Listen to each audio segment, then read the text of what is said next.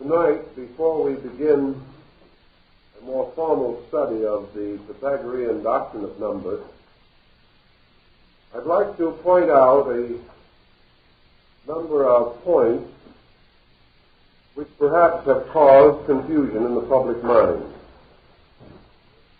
Pythagoras used number symbols almost exclusively as hieroglyphical figures to represent essential phases of universal law.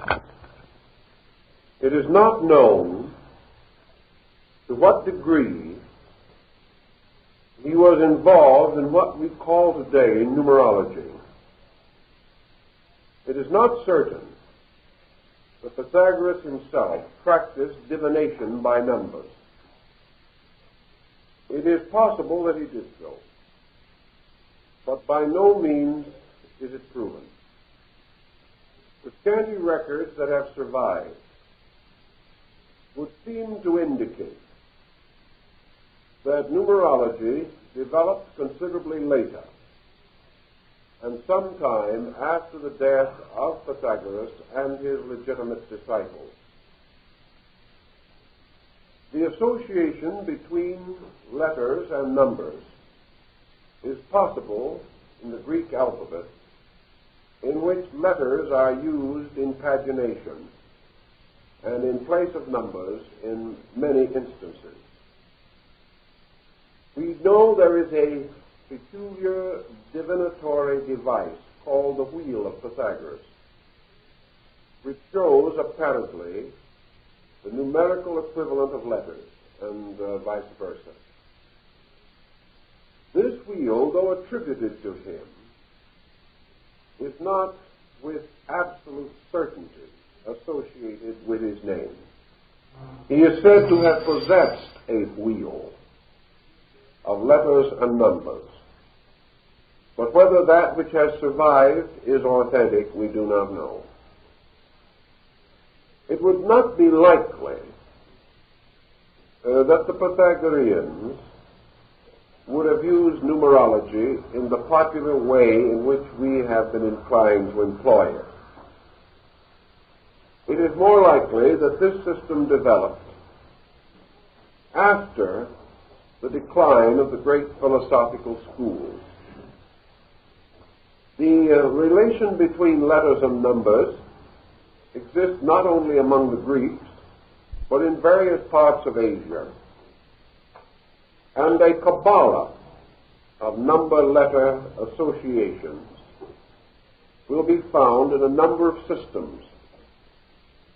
But we cannot say with certainty that our present numerology is Pythagorean, nor can we bridge the unfortunate difficulty of language changes, inasmuch as the letters of our alphabet do not correspond with those of the Greek closely enough to justify following their rule and transposing it to our modern alphabet.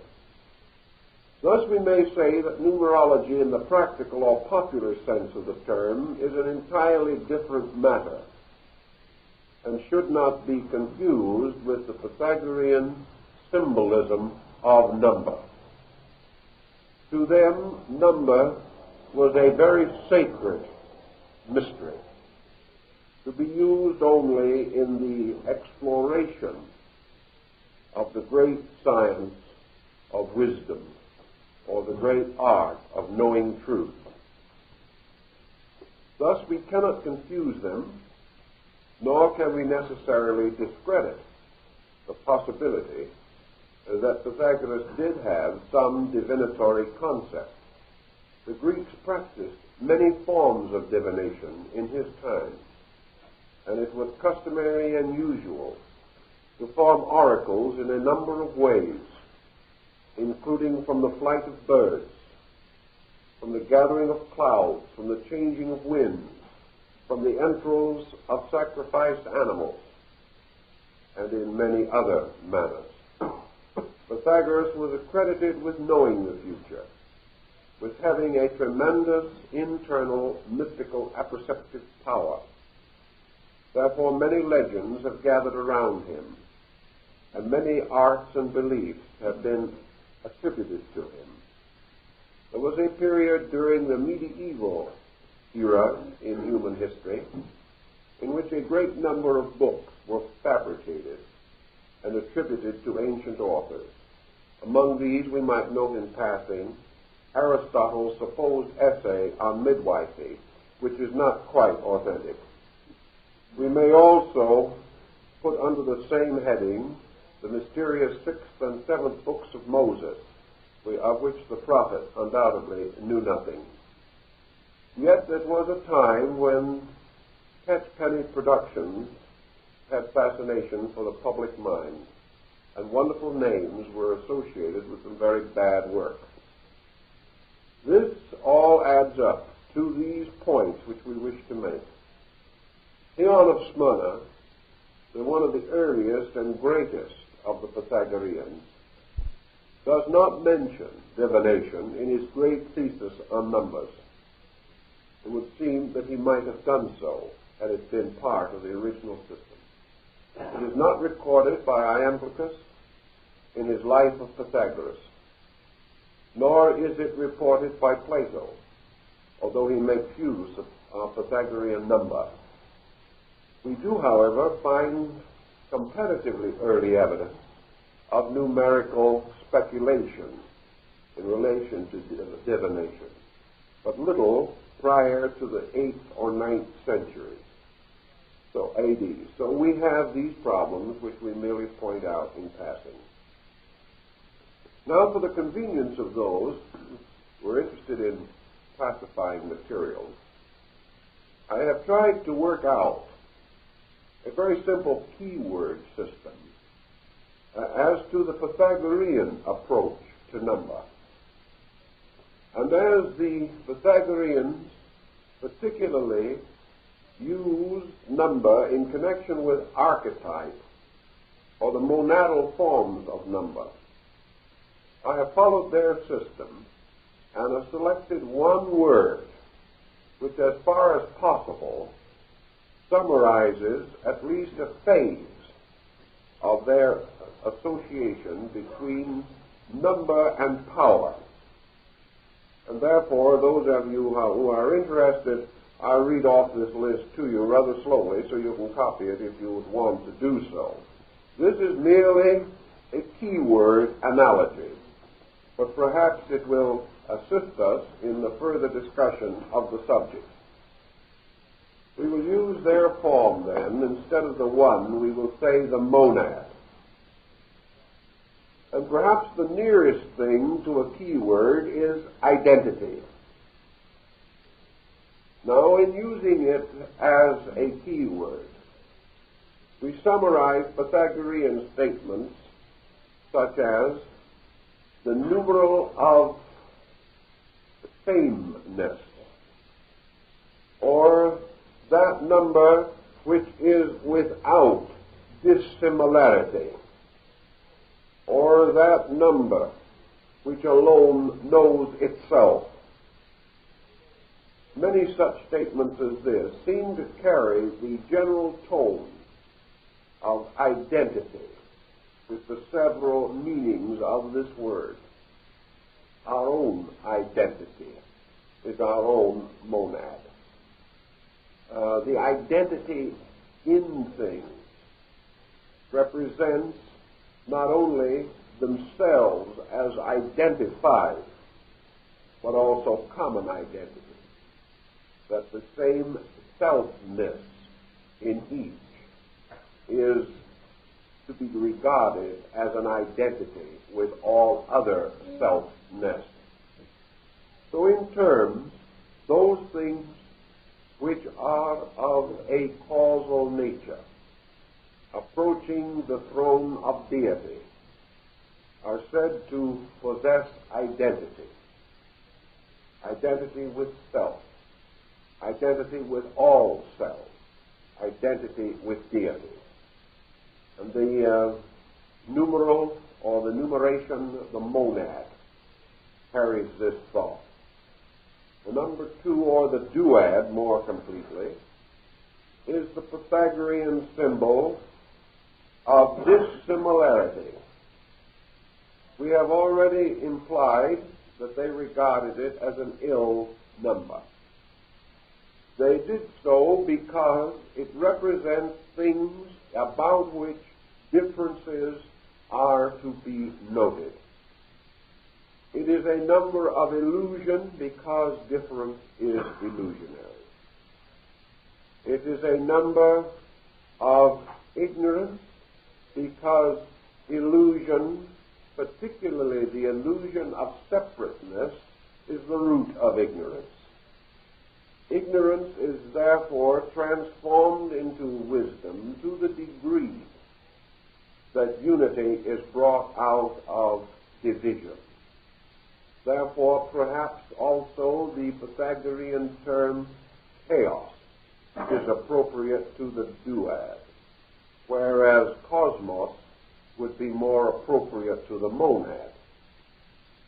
Therefore, dissimilarity is not only essential difference, but the acceptance by the mind of the appearance of difference. Dissimilarity also includes comparison, for by means of it we are tempted to elevate parts above each other and to attempt to achieve to a comprehension of good without overcoming the primary evil, which is division. Therefore, of two or more things we may say this is good, this is better, this is best. Yet none of these three can be best, because only the one can be best. Anything that is not the one cannot be elevated to a superlative position. Elevation, therefore, in Pythagorean thinking, is motion toward unity.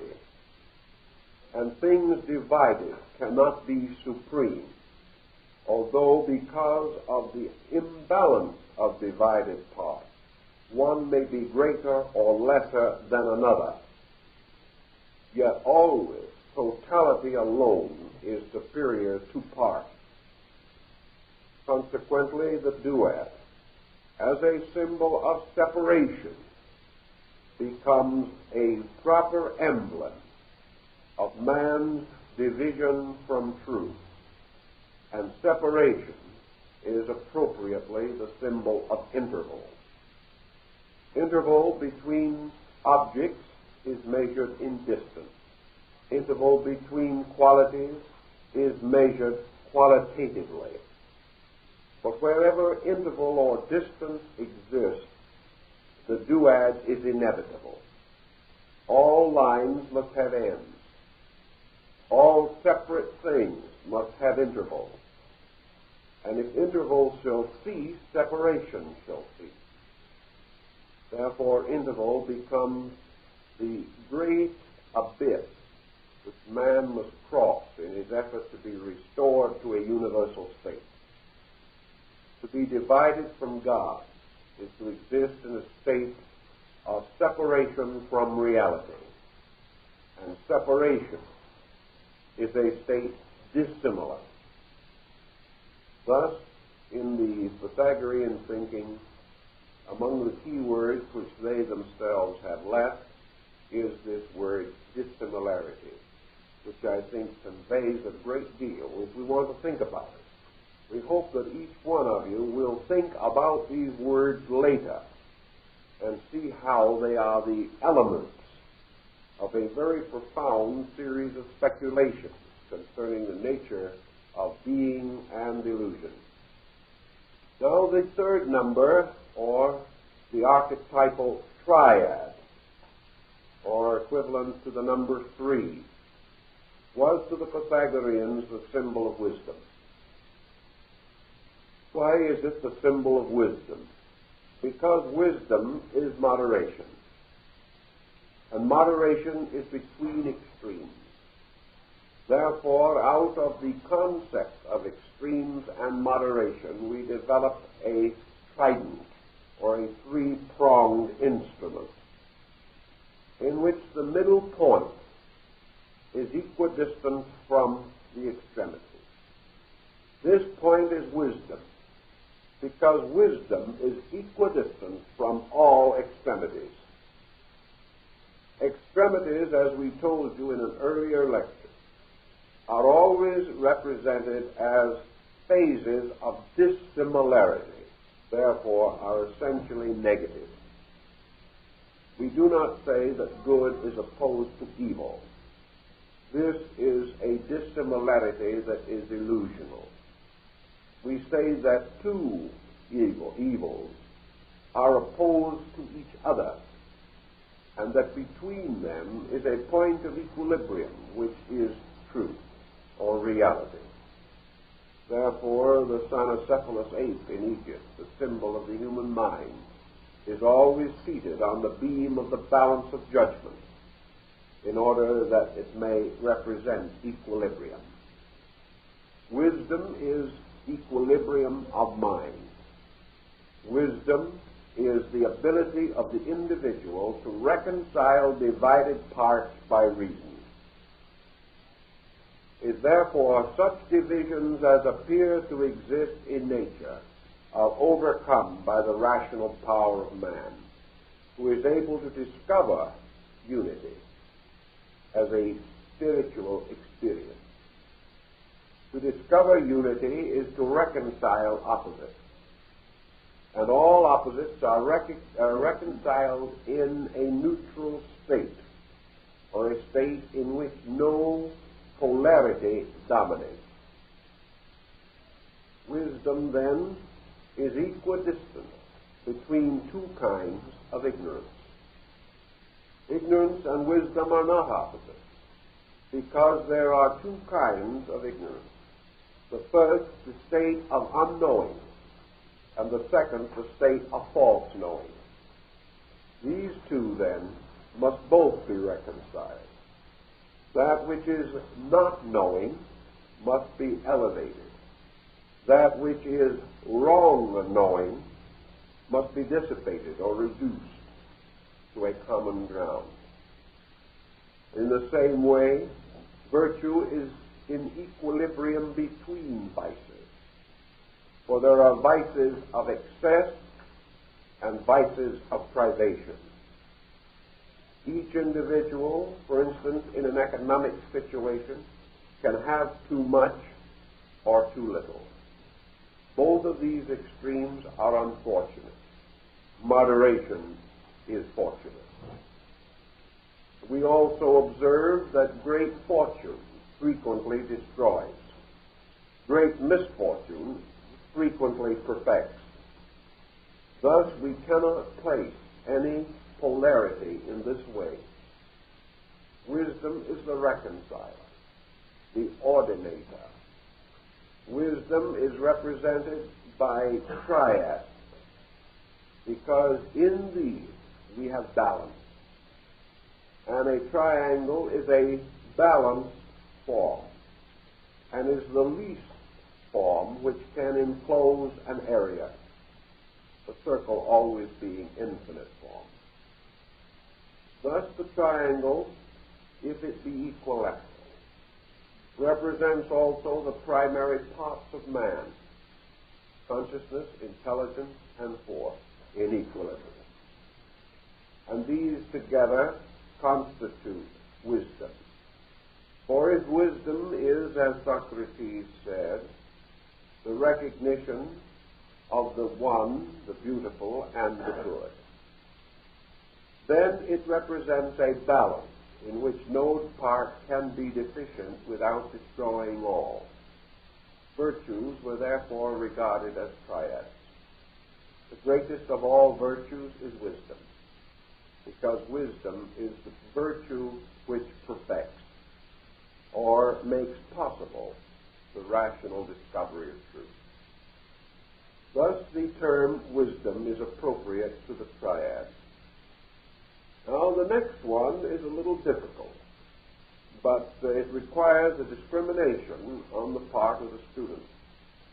For the four, or the tetrad, archetypally speaking, is the Pythagorean symbol of intellect, And we come for a moment to pause and consider the difference between wisdom and intellect.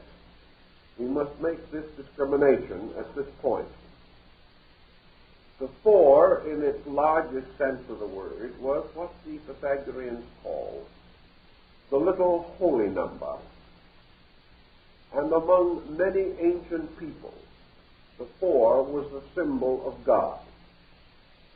The four as the fourth number, if considered in a sequence, following the tetractys, or the groups of dots. The 1 plus the 2 plus the 3 plus the 4 equals the 10. And as the 10 is the most sacred of all numbers, 4 represents the least number by which the 10 can be produced by mathematical sequence or simple addition. 4, therefore, carries with it the symbolism of the forces or powers in the universe by which the material creation was brought into existence. The 4, therefore, was also called the demiurgic number, or the number of the mental or intellectual regions of the universe. Following the Orphic theology, to which we must refer at this time, we recognize a hierarchy or a descent of deities. We know, for example, that the Orphics represented the supreme being under the name of Uranus, or heaven. That Uranus, in turn, lost the kingdom to Cronus, the god of time. And Cronus, in turn, was dethroned by his own son, Zeus. Zeus, or the Latin Jupiter, thus becomes the demiurgic power. For according to the Greeks, it was Zeus who created the mundane universe and is embodied in it. Uranus created the spiritual universe. Saturn created the psychic or soul universe, and Zeus created the mundane or material world. And therefore, this great material creation is the body of the Demiurgus, or the Lord of the Cosmocrators, or creators of the world. This Zeus is then the third person of a creative triad, and is the power which represents the active principle in nature. The universe being created by will, which is spirit, wisdom, which is the psychic nature, and action, which is the material power. Zeus or Jupiter represents the active or objective principle, or the emergence of life from and in form. Thus he is called the formator, and is so recognized in most systems. Among 72 different peoples, according to the Kabbalah, the name of the deity responsible for creation contains 4 letters or characters. These letters or characters are called in the Hebrew form the tetragrammaton, or the name of 4 letters. And this always implies the third logos, or the creating power of the material universe. The ancients generally regarded and revered the number 4 because it represented the elements, the direction, and of course, when presented in cruciform, represents the 4 arms of a cross, either an actual cross or St. Andrew's cross. The cross was, of course, the symbol of matter, or of materiality, and it is therefore the cross upon which the Logos or the Christos is crucified. The cross represents the material world and also bodies and the four instruments of science or knowledge. For the Pythagoreans held that man possesses four powers by means of which he is capable of orienting himself in the material world. We say intellect is different from wisdom, inasmuch as man can think, but thinking does not necessarily imply the achievement of wisdom. The world intellect corresponds to the concrete mind of man. Therefore, the number 4 represents mind focused in matter, and this is termed intellect. Whereas the number 3 represents mind focused in a superior state, therefore abstract or creative mind. Intellect rationalizes, but wisdom is not possible without understanding, and understanding implies the living, vital experience of a thing. The mind, therefore, contemplates. Wisdom is the production of contemplation plus internal experience, or apperception through psychic power within man's own nature. Wisdom is a state of knowing, whereas the intellect leads to remembering, to thinking, and may also end in disputes or dissension. By mind, man builds the world. By wisdom, he perfects himself. They are not the same thing, although in many respects they may appear to be quite similar. Wisdom represents an attribute of God. Mind represents a limited manifestation of this attribute in man or in some created being having a separate intellectual nature. The Greeks, therefore, used two terms to represent wisdom and intellect. One of these was intelligible and the other intellectual. Intelligible being or knowing is that in which knowledge is inherent and cannot be separated. An intellectual being is one in which knowledge must be acquired or must be the result of some process apart from inherency. Thus, certain orders of superior beings are intelligible because they move from a source of wisdom within themselves, whereas man is an intellectual because he moves toward a source of wisdom about which and of which he is not yet able to know completely or perfectly. The intellect aspires to attain wisdom. The wisdom principle itself is therefore an end of intellect. When we say the intellect brings with it the possibility of wisdom, we then clearly distinguish between the two states.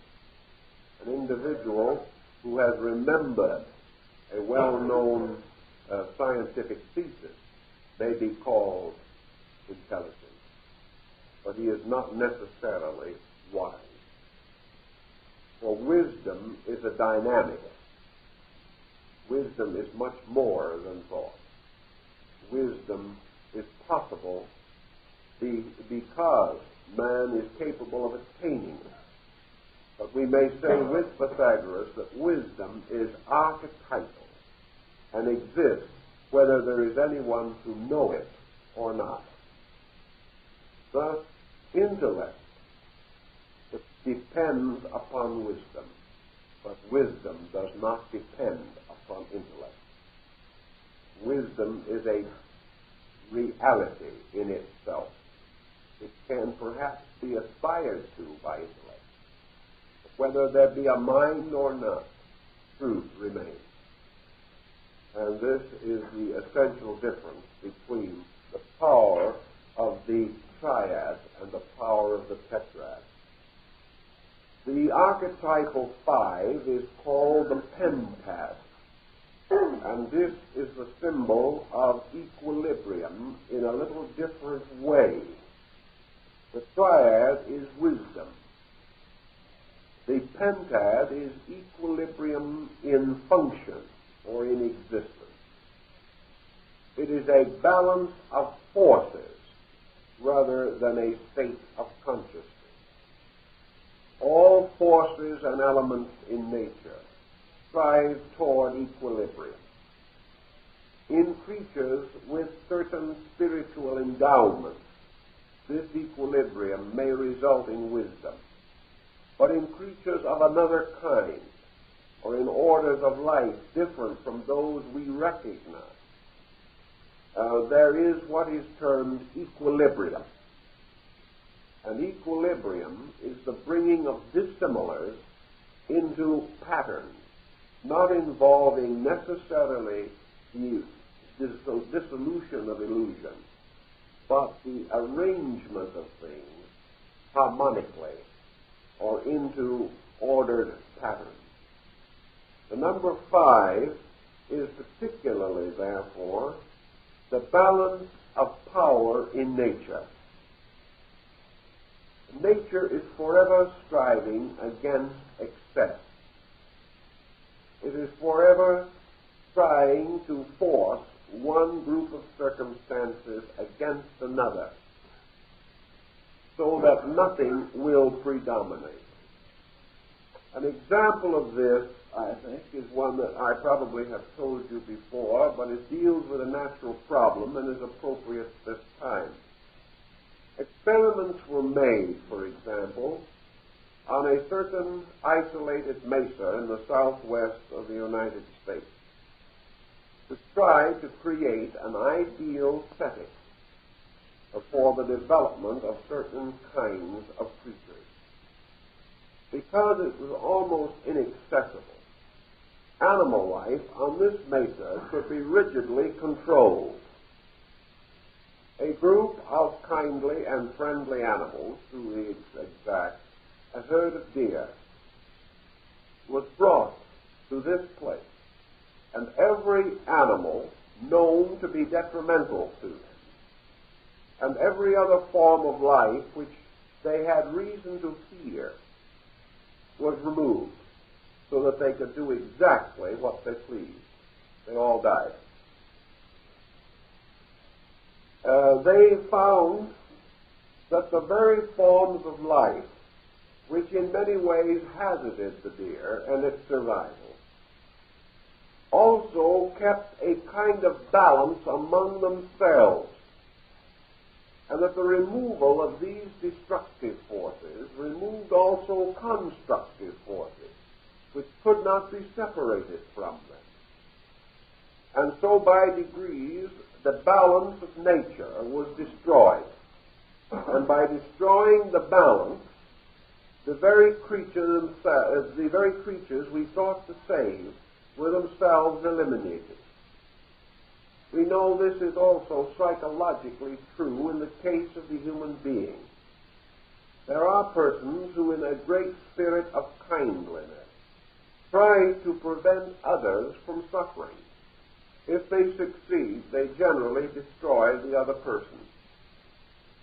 In attempts to save children from the necessary experiences of living, for example, we do not preserve purity, so we simply weaken character, and the child becomes incapable of meeting the problems of life effectively.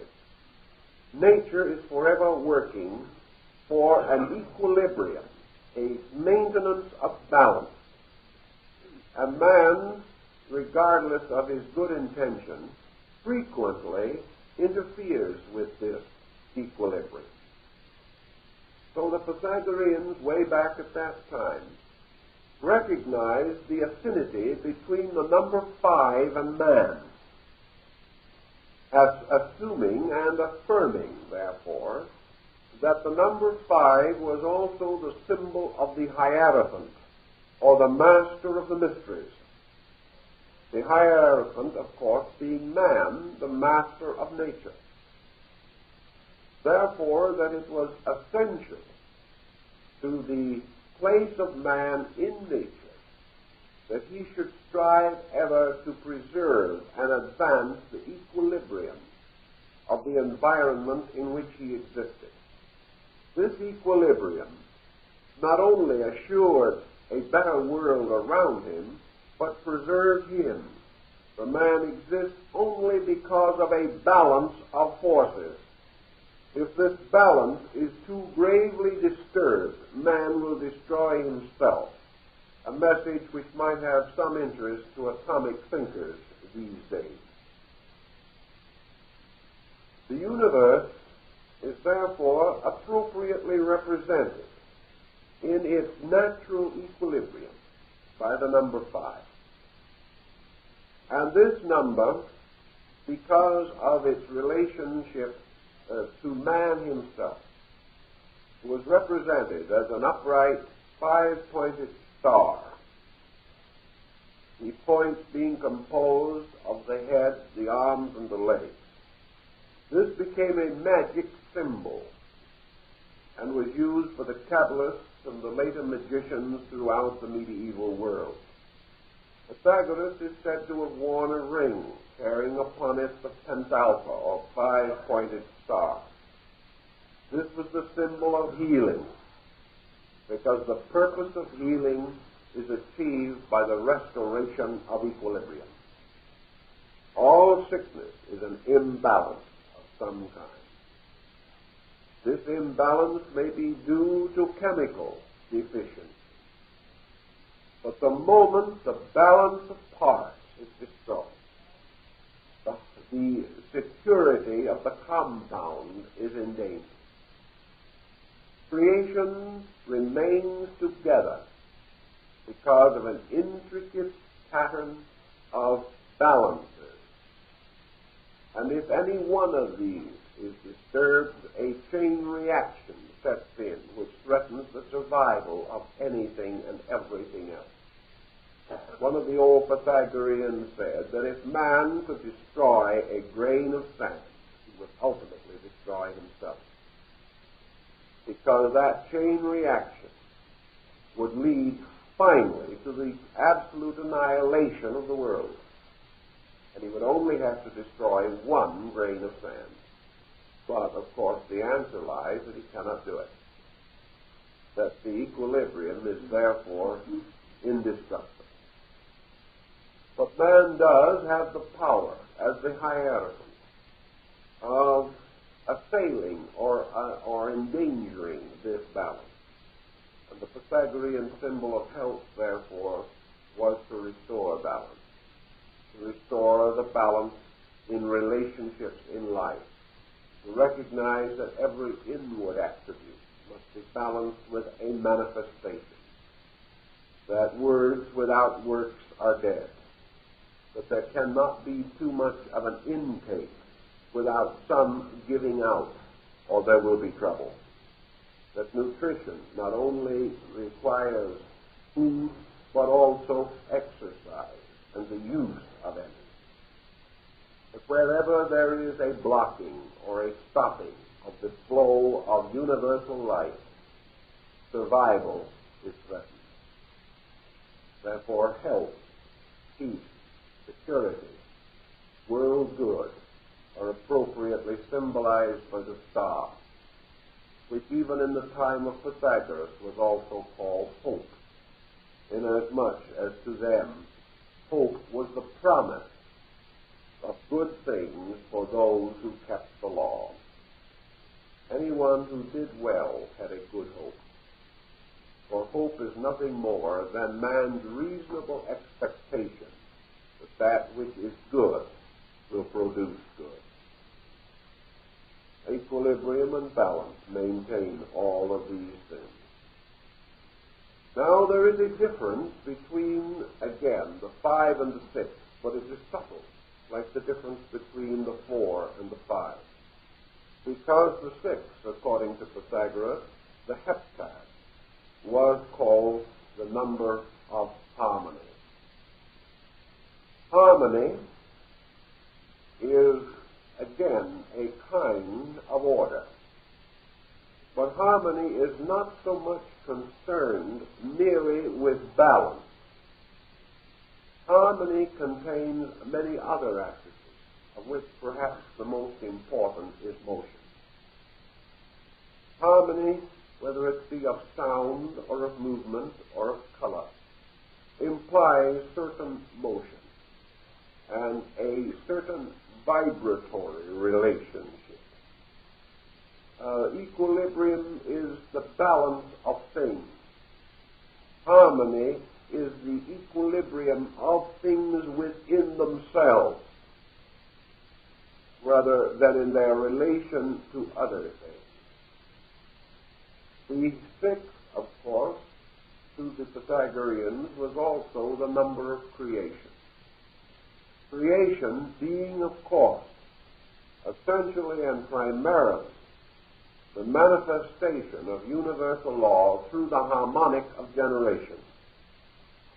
So the number six, being composed of two interlaced triangles, one upright and the other inverted, forming a six-pointed star known to the Hebrew Kabbalists as the Shield of David. This symbol was the symbol of union, in the sense of the union of generation. It was the symbol of the generating of the universe. And according to the Pythagoreans, therefore, it was called marriage. It was called union of the positive and negative principles of life. In the Bible, the Old Testament, we hear of the 6 days of creation, and the 7th day upon which deity rested. In 6 days shalt thou labor and do all thy work. 6 was therefore the number of labor, and the great labor was creation. And creation is the primary work of being, and it is also the primary labor of man. For all things fulfilled through creation. And the archetype of creation is the creative act of God itself, or the supreme power. Thus, in the principle of creativity, we also find harmony. Why harmony and creation are linked together by the Pythagoreans may be a little bit obscure. But I think the answer lies in their recognition that creation is ordered or harmonic motion. Creation is a sequential unfoldment or ideation of things from within themselves. In the simple and natural processes of creation, there is no dissonance. There is the dance of life, the magnificent harmony of the spheres, and the very processes of creation are the ultimately natural actions of things. Therefore, the inevitable and spontaneous fulfillment of the purpose for existence is harmonic, it's beautiful, it's orderly. We gain another concept from this thinking in connection with the first chapter of St. John, where we find that in the beginning was the Word. The Word, or fiat, the creative tonality, which we find returning again and again in religious and philosophical systems, in the mantrams, or sacred chantings of tones, and in the garlands of letters of yoga and tantra. We have the recognition that creation is sustained by a great harmonic principle, and that the universe is composed, as the Greeks pointed out, of number, color, and form. That all things move according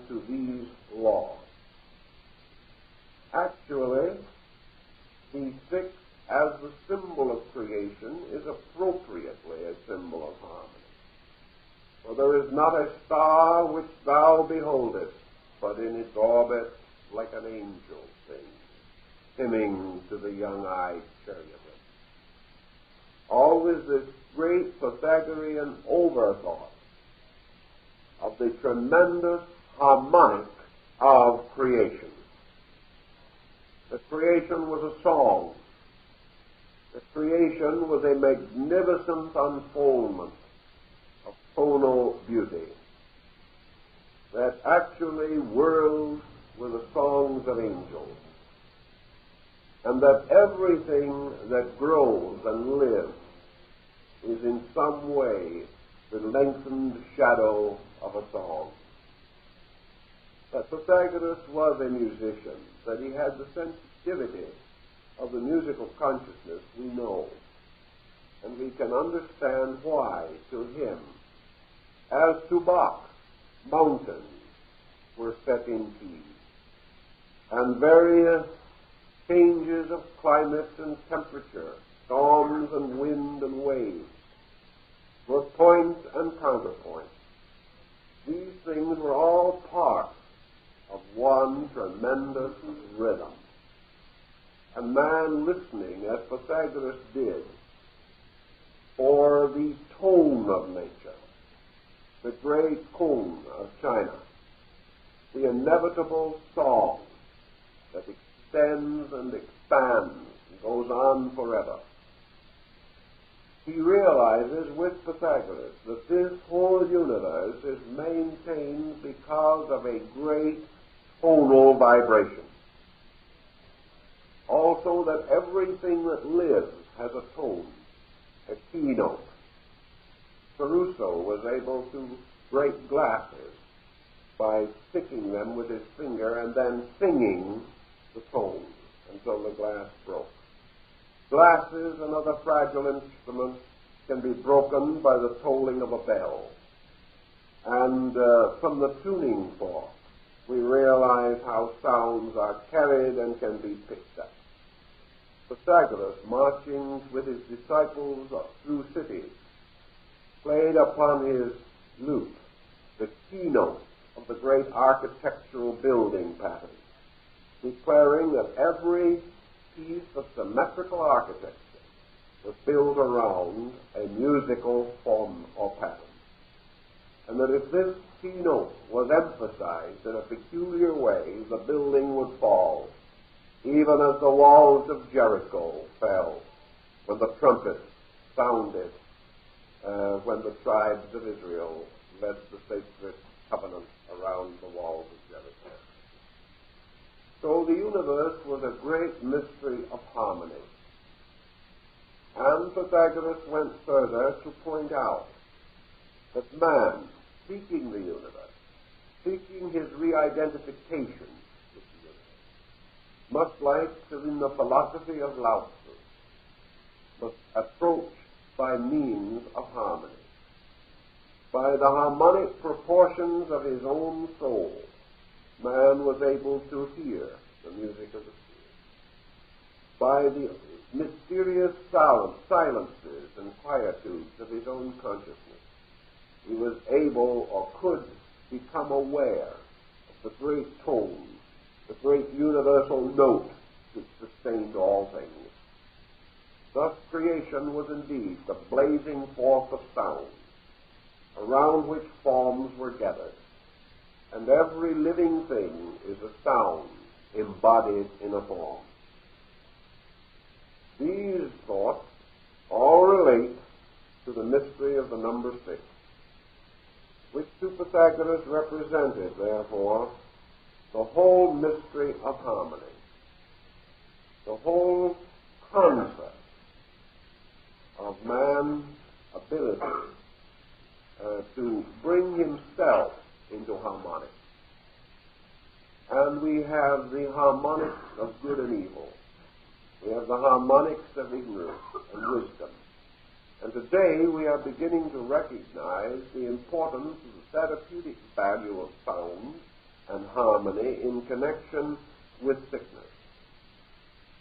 we know that when we speak of harmony, we speak of several things. For in a mysterious way, we use one word to cover two grand ideas. One of these covers the concept of sound, the other the concept of integration. When we say a person is harmonious, we do not necessarily mean that he is singing, nor do we necessarily mean that we hear some sound coming from him.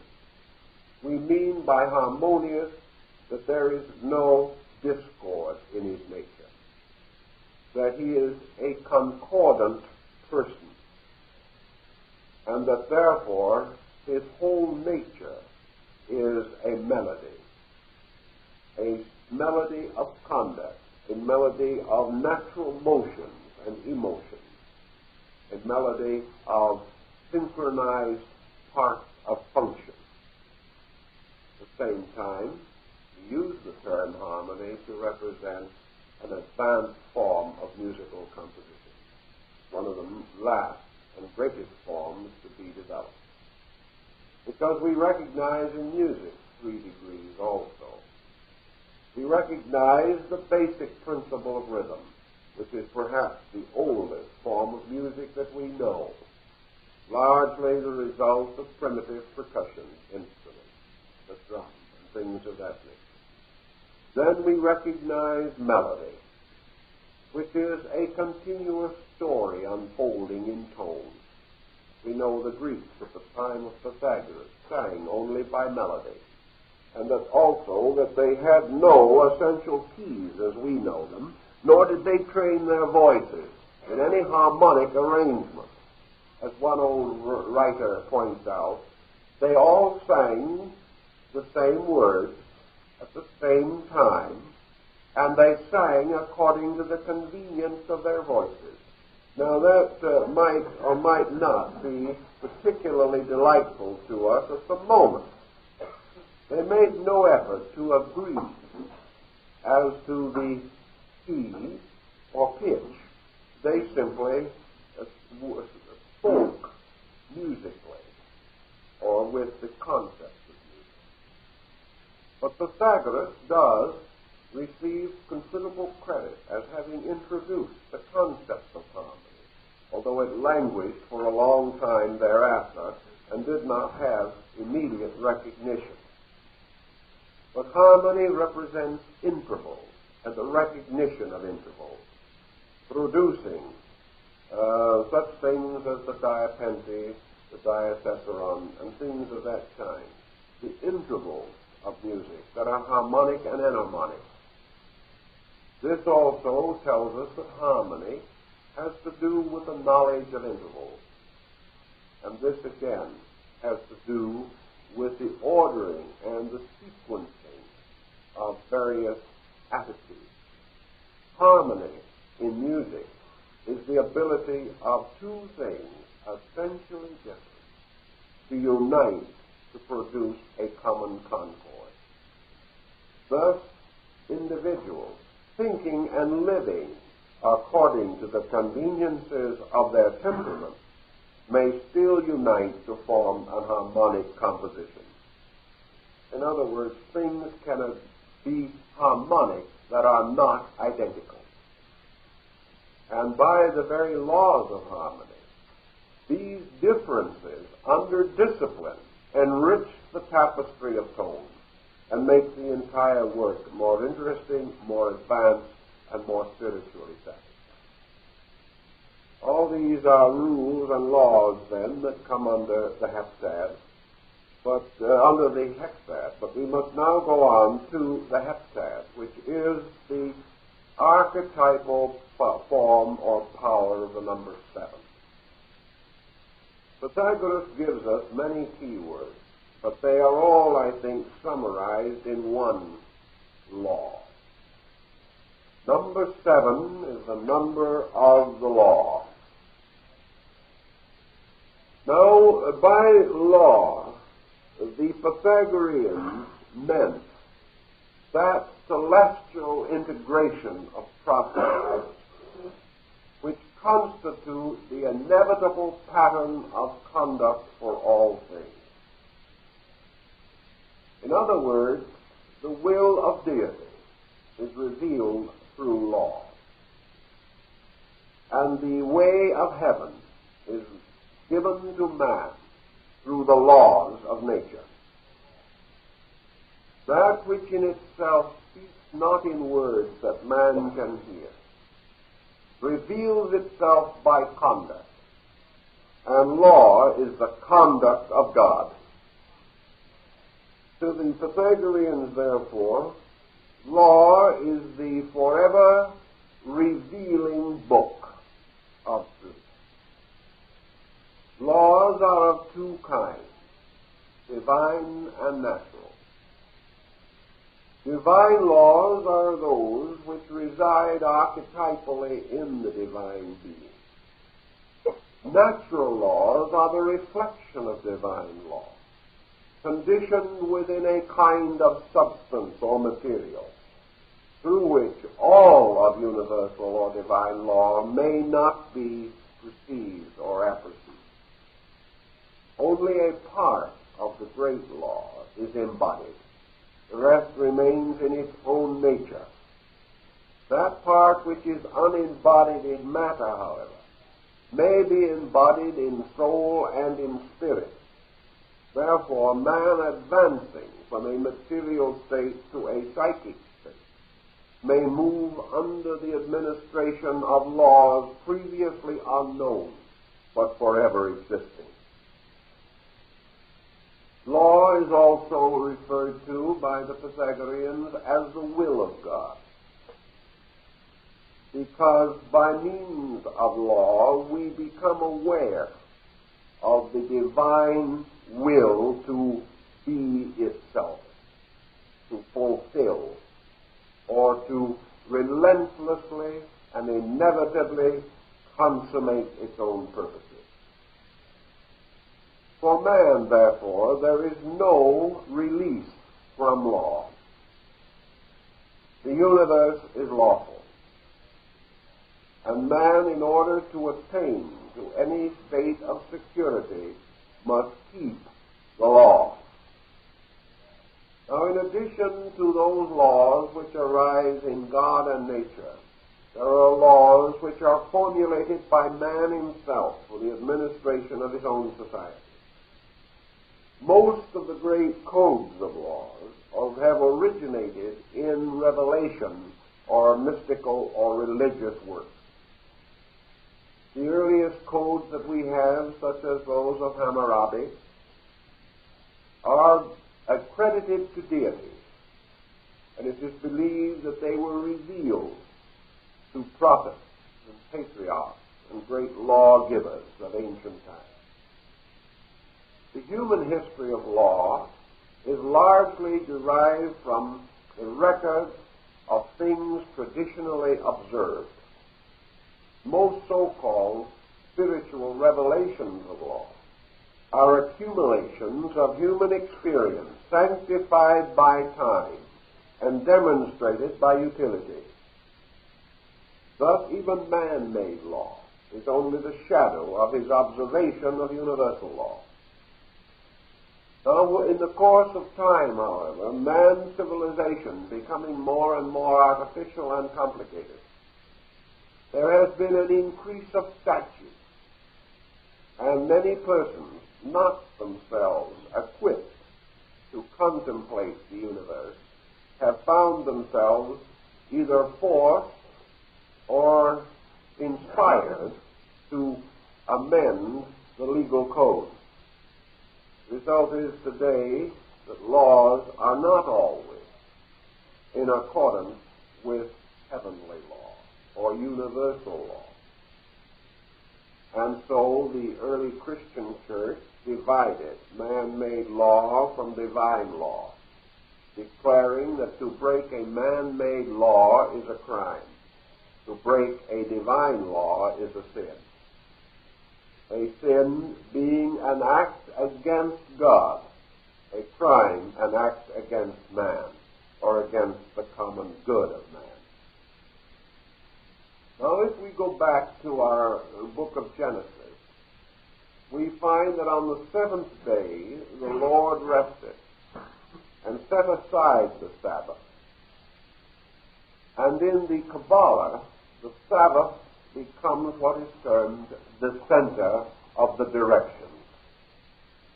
The universe was recognized in ancient times as having 6 directions: north, east, south, west, up, down. These directions all came from a central point, and this central point was called the Sabbath, or the great throne, and power moving into objectivity from itself extended in 6 directions from its own nature. And these 6 directions later became the 6 faces of a cube, and were so symbolized in the Pythagorean symbolism. These 6 directions and the center exhausted the potential manifestation of power. Therefore, they represented law or motion, because to the Greeks, law was also a movement. It was a motion of energy according to its own nature. And when we say according to its own nature, we say law. For this is accord with self, or accord with the essential reality of a thing. According to the Pythagoreans, no natural energy ever broke its own law, or tried to. Because in the world of energy, laws or powers are inevitable. It is only in a sphere of individualized intellectual entities that even the concept of disobedience is possible. All disobedience is a limited condition, however, for disobedience can never actually achieve magnitude in itself. But things moving according to their own natures are considered lawful. And in this concept of law, we also have the recognition that the divine law, as a manifestation of the divine will, constitutes the secondary definition of good. Therefore, good and God are of the same origin in the old Anglo-Saxon. And good is that state of a thing existing according to itself.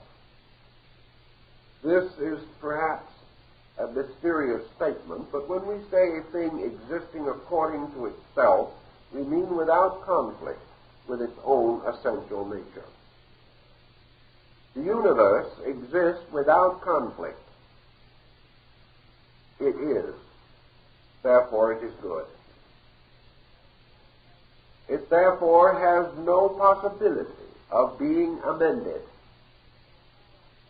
And no matter what we conceive or how we think or what we believe, we cannot be better than that natural good which is. Man can achieve unity with good, but he cannot surpass it, inasmuch as good is perfect order, and no thing can be more than perfect. The will of deity in law and order is thus manifested most perfectly in the great process of creation. So creation is the unfoldment of the great flower of law.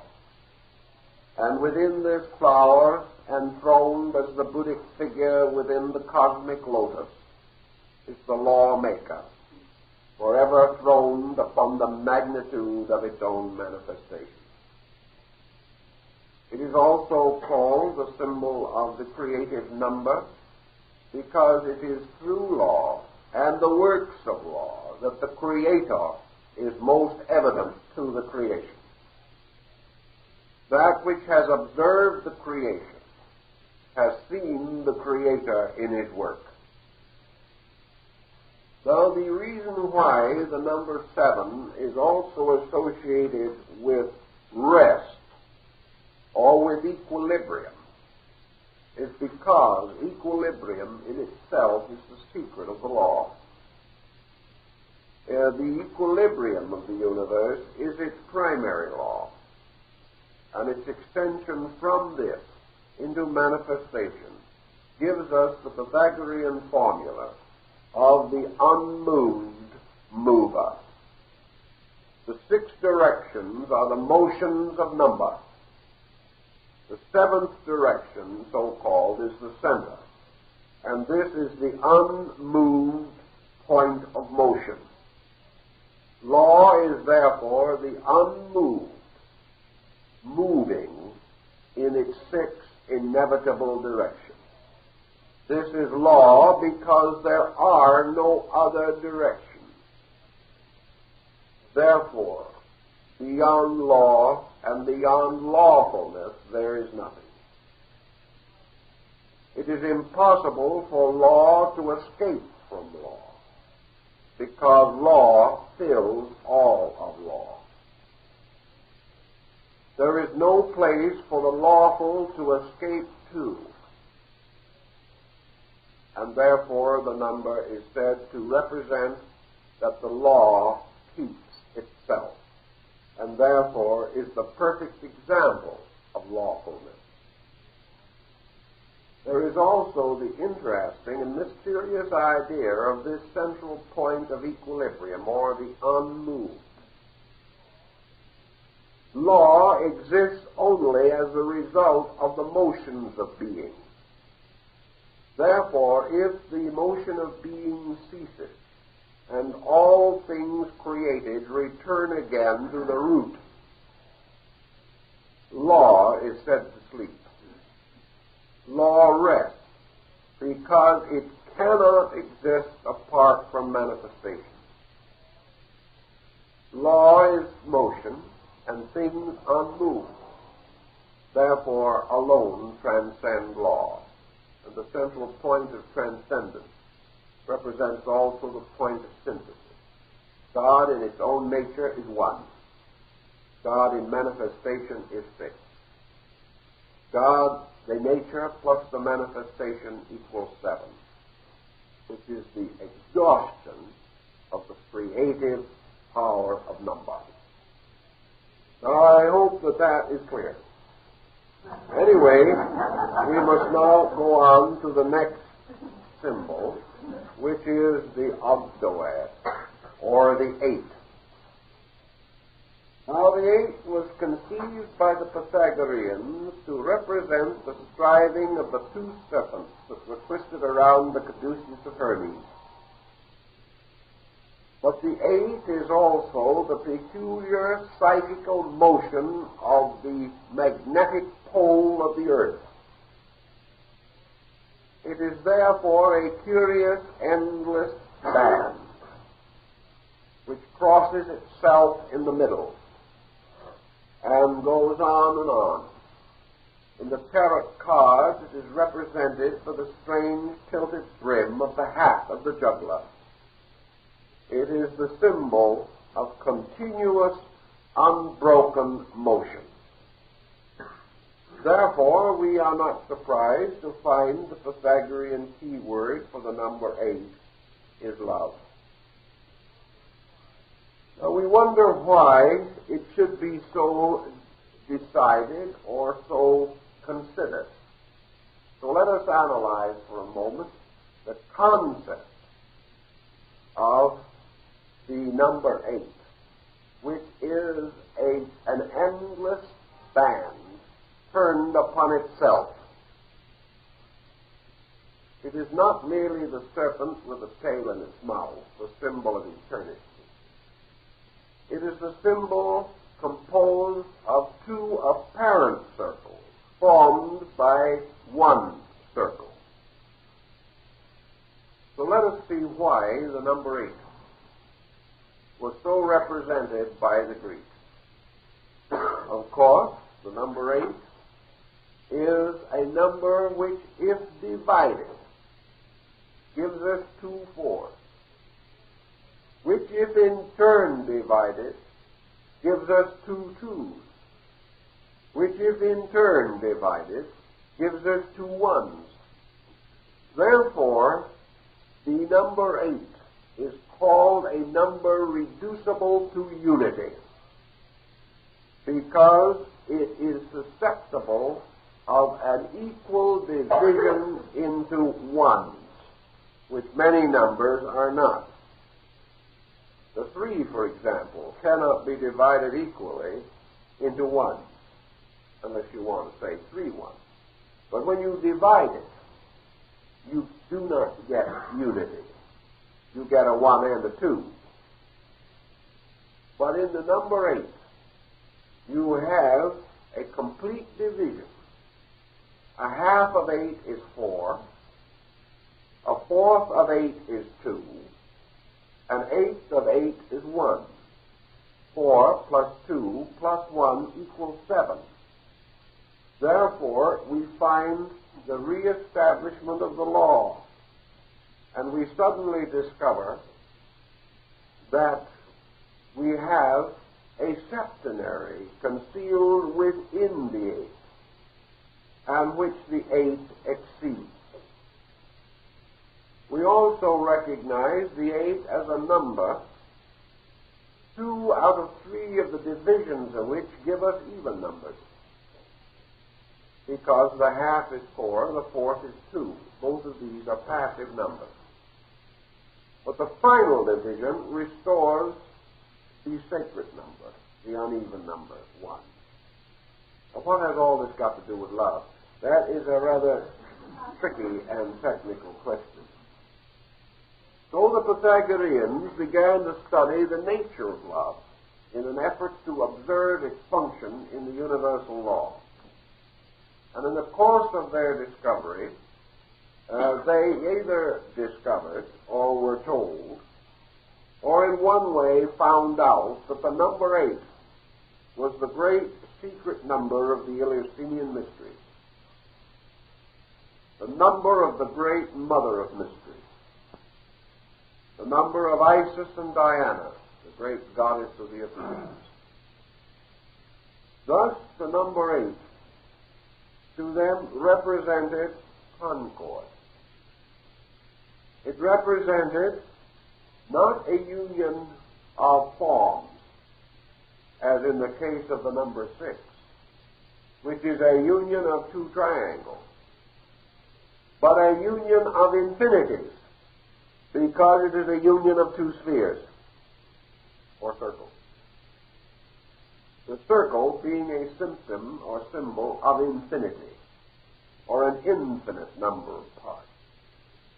Therefore, the union of infinite becomes much more significant and important numerically than the union of forms, bodies, or forces. The number 8 begins to represent then what the Platonists later described as the 8 forms of amity. And we find the Greeks, in their own legislative system, represented or recognized 8 forms of relationships between things.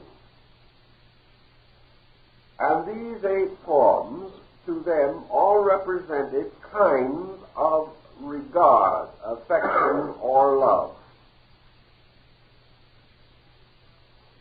Things which are outwardly divided by form cannot outwardly coalesce. Therefore, in order that any forms of themselves integrated and separated can unite, a binder must be introduced of some kind. And in alchemy, this binder was mercury, the universal solvent. Gold and silver could not meet, except that both be dissolved in mercury. Everywhere in nature, there has to be a universal solvent by means of which things not naturally materially compatible can still be brought to identity or to a relative degree of union. To the Greeks, the universal solvent was love.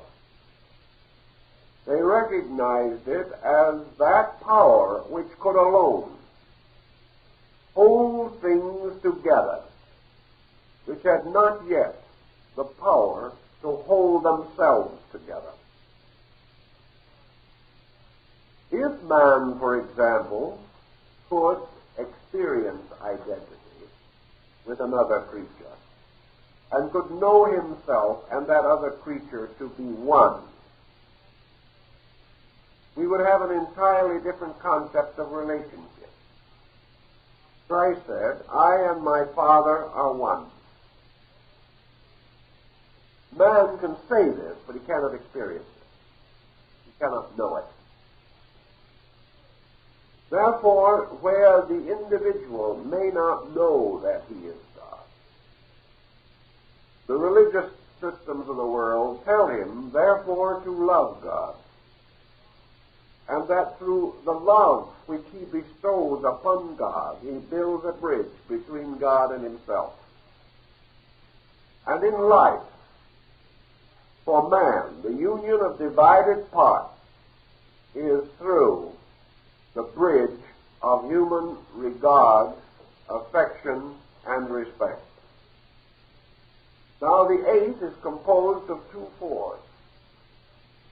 And we have already recognized from our study of the four, or the tetrad, that the four represent the divine power involved in the creative process. In other words, the Lord of the material world. And also that part of man which is involved in the psychic mystery of generation. A four may likewise then be considered equivalent to the human psyche in the sense that it represents the demiurgus or secondary creator. For as the universe creates the soul, so the soul in turn engenders the body, fashions it, forms it, and molds it into the likeness of itself. Therefore, an ensouled body, whether it be the solar system or a minute atom, all ensouled bodies are tetrads, because four is also the least number of surfaces that can enclose an area. Thus, any human being is a tetrad, a body ensouled. The ogdoad becoming the symbol of two ensouled bodies, therefore becomes the number of sympathy. Inasmuch as two ensouled bodies have all essential qualities in likeness or in similarity, all creatures, we will say then, are ensouled bodies. Yet having this great identity of fact in common, they cannot get along. They cannot recognize that in all essentials they are one, and that what we call diversity is entirely of matters not essential or essentially real. Yet by diversity we are infinitely separated. And this separation or self-centeredness of being would ultimately lead to the final destruction of being. For all things, to the degree that they become isolated, separate themselves from the common energies of their kind and perish. Man, therefore, from the beginning has been afraid of isolation. He has striven in every way possible to create bridges between himself and others. Not only that he may understand, but that he may be understood. both processes being equally important to him. The Ogdoad, then, represents two creations of a similar essential nature, which have been brought together and bound by an endless circuit of energy, forming the mysterious number 8 in form. Thus, the 8 is the symbol of those overtones of regard, those subtle energies of consciousness by which the individual seeks to perfect self through the experience of association, and also attempts to escape from that isolation which means the inability of the self to function.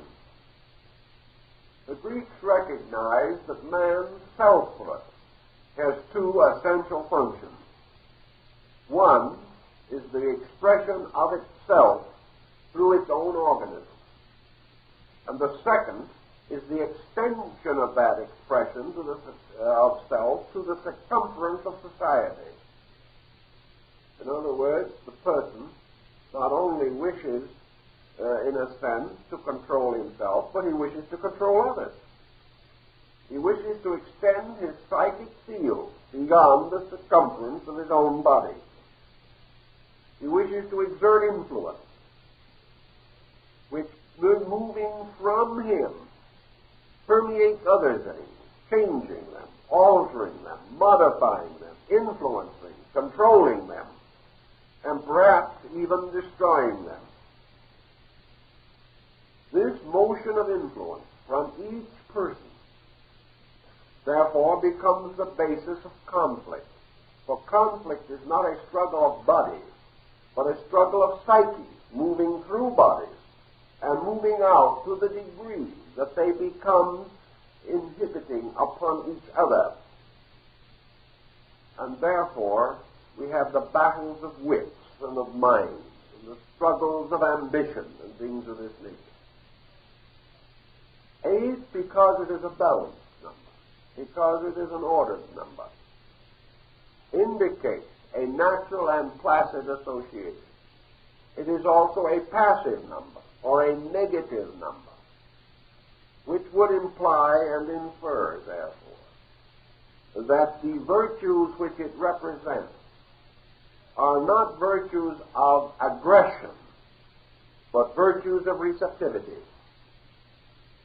Therefore, we say that love seeks not for itself, but for others, and is not a force moving primarily toward self, but from self.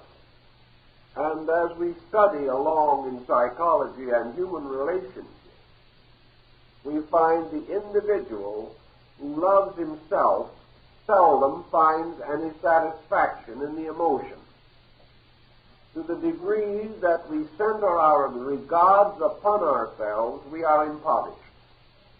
To the degree that we bestow them, we enrich ourselves. Passive numbers, therefore, represent indirect methods and would be appropriate to a term like happiness, which can never be the result of a particular effort, but must be the consequence or reaction of things. Therefore, love is a reactive power, the individual growing by what he gives and not by what he has. Love, to the philosophical group in the Greek problem, represents many levels of affection, extending from friendship through various types of personal regard, through various divisions of affection, as the love of child for parent, the love of parent for child, the love of man for country, the love of man and woman, the love of beauty, the love of virtue, the love of good, the love of truth, the love of wisdom, and the love of God. These are all degrees of affection. And strangely enough, all affections of this kind are distantly but inevitably possessive.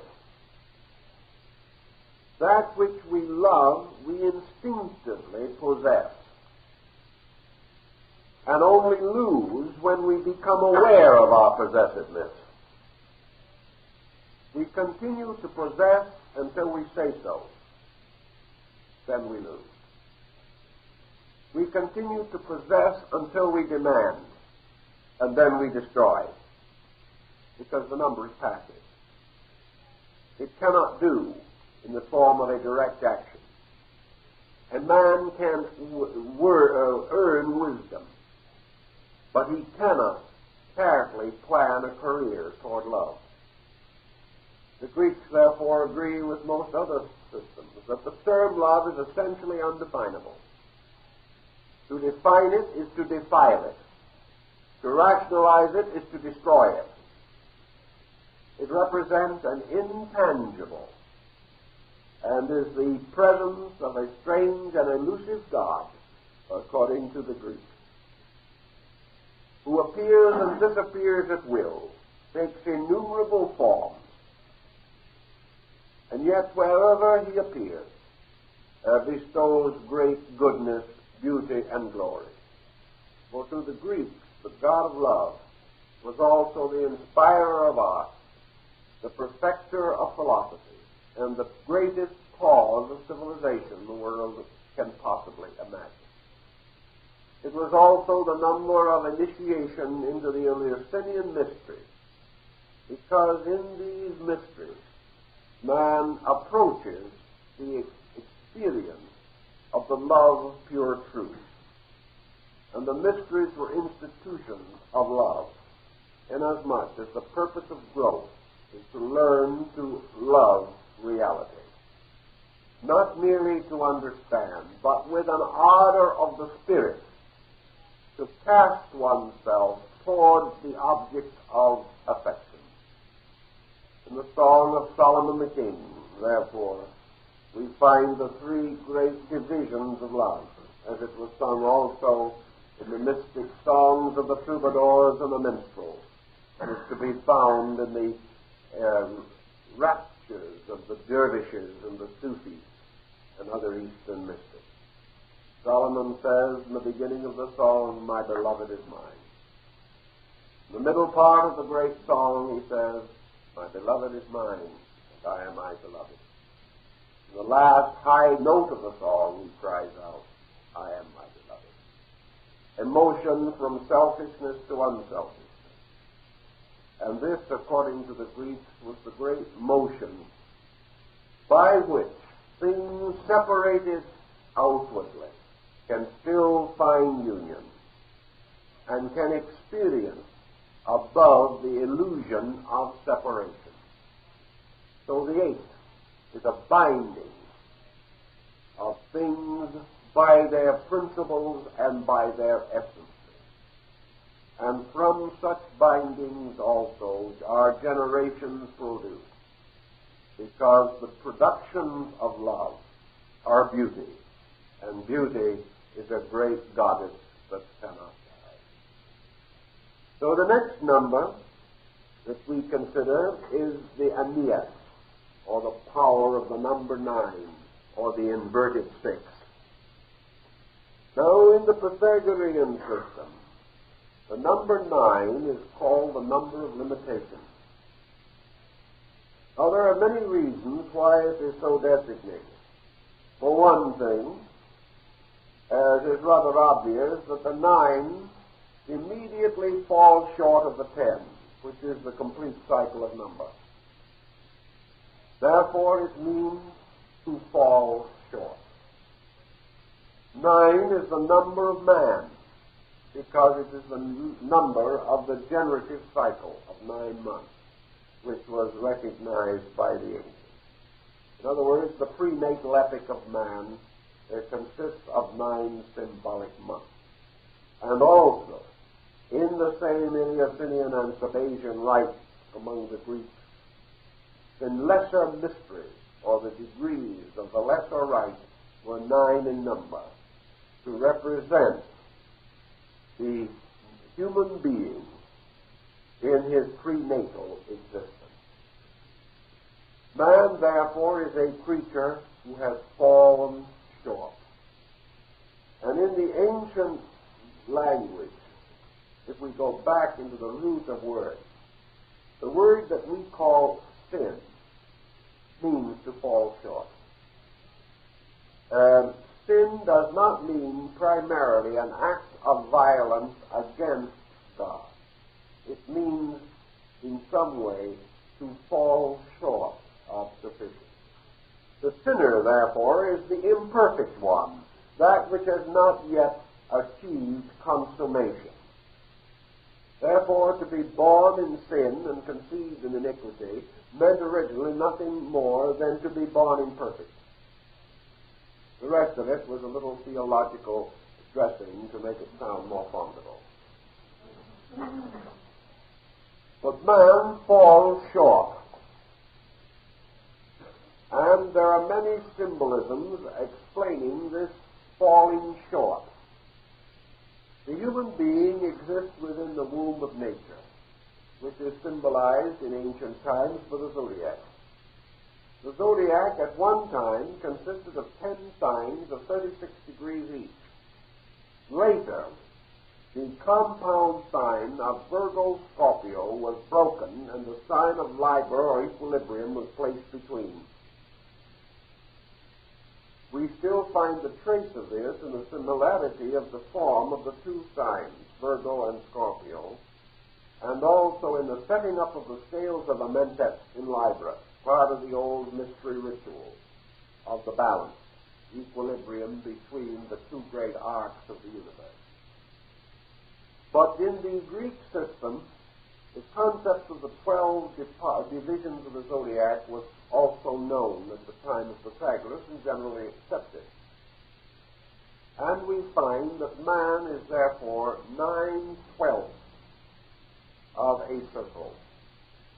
He requires for his prenatal epoch 9/12 of a year. And as he lies in embryo form, his body occupies 9/12 of a circle. In the same way, the Greeks believed that the human brain is 9/12 of a sphere.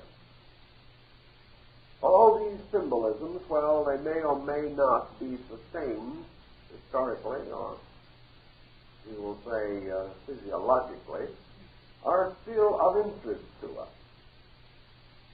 So what do we find? That from a very early time, there were 3 steps or degrees of the state mystery introduced to make possible the complete birth of man. In the ancient wisdom teachings, therefore, man is born by 9 months of generation and 3 degrees of initiation. The broken wheel being mended by the ritual or rite. For the silver cord is loosened, and the wheel is broken at the cistern. The broken wheel, which occurs very often in early religious symbolism, is this symbol of imperfection, the incomplete being, the 9/12 creature. Now, number 9 is also the symbol of limitation, because according to the Greeks, imperfection exists throughout matter, and the created universe, which is the archetype for man, man being the microcosm, the world being the macrocosm, is also itself 9/12 of creation, or of a creative power. The Pythagoreans recognized this also by establishing 9 levels or layers of the mundane world. They recognized, after the Egyptians, the universe or solar system or world, they used these terms rather interchangeably in those days, as symbolized by the cross-section of an onion with its concentric circles, one inside of the other. And in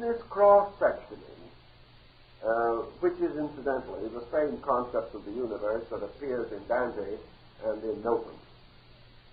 The layers are 9 in number, the lowest of them being the Earth, above which are the 7 orbits of the planets, making 8, and then the 9th, which is the sphere of the fixed stars,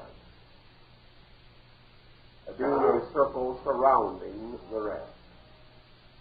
Therefore, according to Plato, souls coming into generation fell from the sphere of the fixed stars, descended through the orbits of the planets, and finally entered the earth, or the krator, the cup, the vessel which receives these things. Man is therefore represented by them as 8 plus 1, or 9. 8 being the symbol of principles, and the 9th of the depository, or cup, the krator, which receives principles, being the physical form or body. Man is therefore 8-fold in his complete superphysical construction.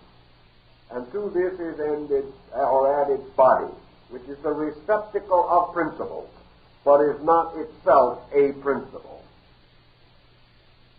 Man thus combined or formed together is the symbol of this imperfect pattern, this unbalanced structure, this wheel which cannot turn and cannot support the load for which it was intended.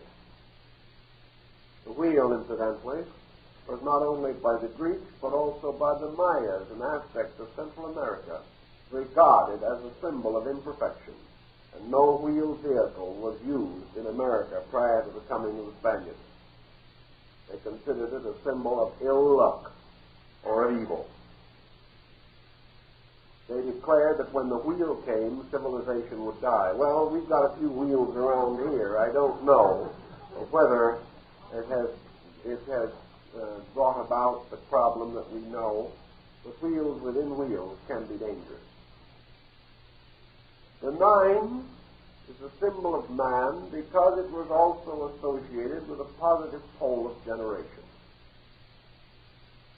Man not only has these 9 tenths or 9/12 of a completeness, but according to the ancients, he had 9 bodily orifices. He had 9 essential systems of bodily structure. And throughout all of his development, there was a repetition of the cycle of 9. The combination of 9 and 6 equals the sign of Cancer, by the way, which is the symbol of generation in the zodiac. Man, therefore, represents a generating power which lacks the completeness or the fullness of regenerative capacity. Man as 9 must therefore be subject to salvation because in some way he is imperfect. The Chinese carry this symbolism to quite a degree because whenever they produce a work of art, they intentionally make a flaw so that it shall not be said that they aspire to the perfection which peculiarly belongs to heaven. And when the Japanese painter and sculptor Kobo Daishi, one of the founders of the great Shingon-shu, one of the great divisions of Buddhism in Japan, was making the dragons on the top of the gate of a temple. He did so beautifully that when he put the last drop of paint exactly where it belonged, the dragons began to move. He was so perfect that he had bestowed life, and therefore with the quickness of mind for which he was always justly distinguished, he took a little paint of the wrong color and put it on, and immediately the dragons returned to wood again. A nice symbolism, but implying or suggesting this idea that man, were he complete, would indeed be a god, and that the universe could, so to say, come completely to life in him. But there is something lacking, something mysterious, like the mysterious ingredient for the philosopher's stone, which the alchemist sought everywhere but could never find. And this imperfection is the key to humanity, and therefore the number 9, which incidentally also was an important number because it contains 3 triads. And these 3 triads were themselves symbolic of the nature of man, who has a 3-fold spiritual nature, a 3-fold psychic nature, and a 3-fold body. Thus he has everything except the cord to string them together with, and that remains until another number. Man has all the faculties, but he is now struggling desperately for the establishment of that which is missing, and that is what the modern psychologist likes to term integration, oneness, to bind them together. Man is still a creature divided, because his mind needs the one to make it a unit, to make it a oneness again. So we are not surprised then that the decad, or the number 10, is called by Pythagoras what? Faith. And that is only one of the names, however, which he gave it. Not faith, faith. F-A-I-T-H. Because it is the object of all human sincere contemplation. The decad is called the triumph of number. It is number which, having moved from unity through diversity, establishes a new kind of integration. It is the achievement of the unity of totality, for the 10 becomes the symbol of the whole tetractys, or the sum of number, as the 1 is a symbol of indivisible unity. The 10 is the symbol of achieved, attained unity. The final consummation of all things in the perfection of themselves is 10. Because to the Pythagoreans, 10 equals perfection, which in turn equals unity.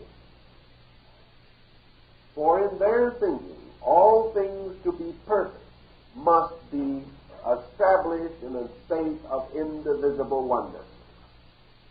A perfect mind must be absolutely unified. A perfect society must be a perfect unit. Everything must be a unit.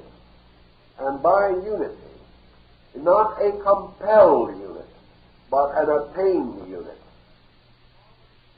The 10, therefore, is the voluntary association of numbers and their consummation in the reestablishment of a concept of totality.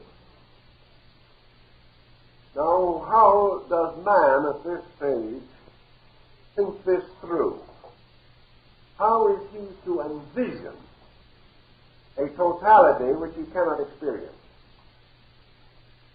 Every human being, nearly, is looking toward something more than he is. He is seeking peace, security, happiness, sufficiency. All of these things are different from the one, inasmuch as they are achieved unities, or the cycle of the one, passing through diversity and reaffirming itself. So the cipher becomes a symbol of the cycle, or the motion by means of which things return to themselves.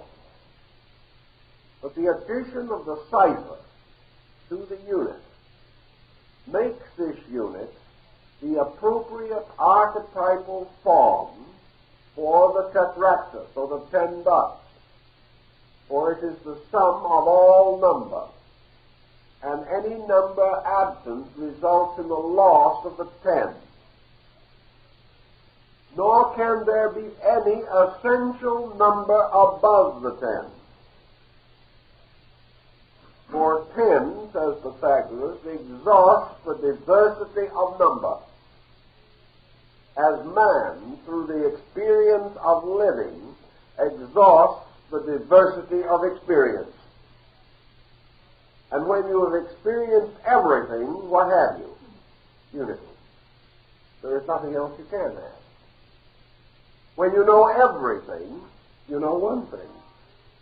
Because everything is merely a phase of one thing. There are not 10 wisdoms in the world. There is one wisdom with 10 ways of reaching it. But no matter how you travel, no matter what you learn, you can only exhaust diversity. And when you have realized that, you have achieved the consciousness of absolute unity. So unity in the sense of 10 is the exhaustion of all numbers. And the numbers are like, in the old legend, are represented by rivers, which flowing down all meet in the number 10, which represents the sea. And the number 10, of course, is a potential one, because the sun will raise the water from the sea, carry it in the clouds, drop it on the mountains, where it will become many streams, and will finally come back and converge again into the sea. So the journey from the sea to the sea is the journey from the 1 to the 10. And it is infinitely repeated. But Plotinus calls it the journey of that which is alone, the 1, to that which is alone is, the sea. The drop of water and the sea are both unity. So the number 10, having fulfilled all things, is considered the archetypal number, of course, of adeptship, or of the perfection of everything that can be perfected or achieved by man. In every department of life, the 10 is the beginning plus the method or the means or the intervals and the end, which is in the beginning. And in the great Egyptian glyphs of Rapalonilus, this is the serpent with the tail in its mouth. Because all things are moving in this eternal cycle. Thus Pythagoras, affirming the basis of his entire mathematical system, also established for us the concept of the decimal system, by which all things are measured in terms of 10. And in this basic concept, we think, we do not know, that perhaps mankind developed the idea from the 10 fingers, which he first used in counting. And there is the old story, you know, that when he had to get to 11, he had to take a shoe off. There was the concept of the 10, and the 10 in the Kabbalah, of course, was composed of 2 5s, which were the hands. The placing of the hands in certain Jewish rituals represents the union of these 2 5s, which in turn represent the 2 tablets of the law, each containing 5 of the commandments. So the 10 commandments, which constitute the law and the prophets, is another statement of the completeness or fulfillment of universal law through the Decad. And the Decad was completed originally by the old legend, inasmuch as the inscription on one tablet of the law was raised, and the inscription on the other tablet of the law was engraved into the tablet, so that when the 2 tablets met, the raised and the sunken parts united, forming one absolutely solid pattern. This, of course, represented the union of the positive and negative principles, or the polarized concepts of law and order, or law and the prophet, or the old and the new dispensation, and all that has to do with it.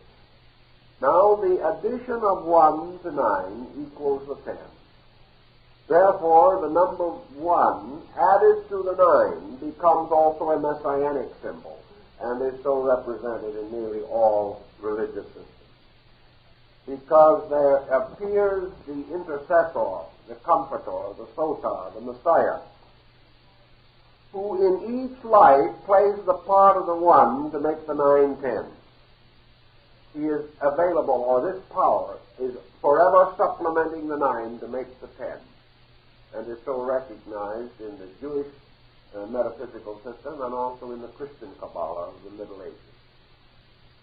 The 10, then, we have now as the symbol of the completeness, of the wholeness or the fullness of a thing. The numbers have fulfilled their parts. They have been added together, and out of the addition of the first 4 numbers is restored the number 1 again, because the number 1 is the first part of the 10. Now the Pythagoreans and other numerologists after them have taken another attitude, namely that you take your compound numbers, for example, and you add these numbers to find again your basic unity, according to the gematria and the notaticon of the Kabbalists. Thus, for instance, if you have a number 25, you take the 2, add it to the 5, and you have 7, and you go back to your basic pattern again. So all numbers above 10 are reducible to numbers under 10. The general exception in some systems is that 2 numbers, 11 and 22, are not reduced. These have to do with certain key letters of the Jewish alphabet. But it is normal, for instance, to take a number above 10 and add the parts of it to produce another number. Thus 34, you add together, you have 7. 29 becomes 11. And that number you do not reduce, but leave at 11. Thus, in all these systems, you have some other interesting problems that appear. Now, when we come to the study of certain numbers, we find other habits about them that are interesting. The number 5 multiplied by itself will always have itself as in the final term of the multiplication. 5 5s are 25. And this number, or the number 6 multiplied by itself, will always have the number 6. 6 6s are 36, and the number is returned, or is recurrent. Now, by this process, what do we have? We have here 1 plus 2 plus 3 plus 4 plus 5 plus 6 plus 7 plus 8 plus 9 plus 10. And if you add them all together, you get 55, and add those, you get 10 again. 5 and 5 equal 10. And so you go. And you find these numbers are infinitely repeating formulas. And these formulas are the things that to the Pythagoreans reveal the infinite power of number. Now there is one use which they all made, and which we have totally lost, in which they did combine letters and numbers for a certain purpose. Thus, for example, when they wished to conceal an energy, universal power, or agency under a name, they would select for that name one the sum of which numerically would be equal to the power intended. This was done by a particular process. Therefore, the Gnostics took the deity Abraxas, which was their god of the cycle, And the Greek number system associated with the letters is such that the numerical power of Abraxas is 365, which is the symbol of the year. They frequently made use of this type of symbolism. Therefore, the number 666, which is associated in Revelation with the beast, is the sum of the numerical value of the Greek word, which means the lower intellect. Thus, they used words and numbers to indicate particular meanings, in order that each of these meanings might be meaningful and obvious through a Kabbalah or through a method. Thus, according to Pythagoras, take the names of any of the Greek deities, take their numerical equivalent, and you can reduce them on the tetractys to the power for which they stand. This is because these names were selected by the ancient Orphics with this purpose in mind. And the Egyptian system upon which it was built was much earlier than Greek civilization, although Pythagoras was the first to publicly describe it. Thus, all, perhaps, of the admonitions that we find in the book of Revelation, for instance, are meaningful. For it calls a particular spiritual penalty upon anyone who shall change the spelling of a single name.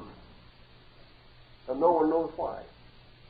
But it was because of this analogy between the meanings of letters and of the power of number.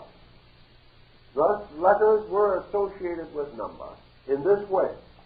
But I think you will see that thus, in this application, we are not necessarily dealing with a problem of divination. We are dealing with a cipher by means of which we can substitute letters for numbers, and in that way create words which are appropriate names for things, and yet which do not necessarily have the meaning that we first suspect. It was an excellent manner for making a concealment of some kind, which could go back to the science of numbers. This was used a great deal in the Old Testament, where many names are merely very carefully concealed mathematical formulas. So by these formulas, you get another way of reaching into the mystery involved, or the idea behind the use of certain letters and characters. So in general, that is what we can cover in connection with this concept of number. Those of you who are interested in going further with it, you will find a section in our book on symbolical philosophy devoted to this, and with a fairly complete development of the basic number patterns as recorded by Sion of Smyrna. For those who are intrigued beyond this point in their study of the Pythagorean theory of number, I believe one of the best available texts, although it is a difficult one, and very scarce, it can be consulted here in our library, and that is Higgins' great work, The Anacalypsis. This work shows a great deal of research into Pythagorean number. Many secret societies, incidentally, that survive today have numerical symbols which can be reinterpreted in terms of letters and back and forth. These things become an interesting problem. Dionysius describes the Logos, or the great figure, blazing in light with every letter of the Greek alphabet located on some part of its body. And of course, Pythagoras tells us that his own name, which was not his real name, that the name Pythagoras contains within its numerical and letter powers the entire secret of his doctrine. It was never left in any other form. So this is the philosophy of number. And for those who wish to extend the research, it can be a very intriguing problem.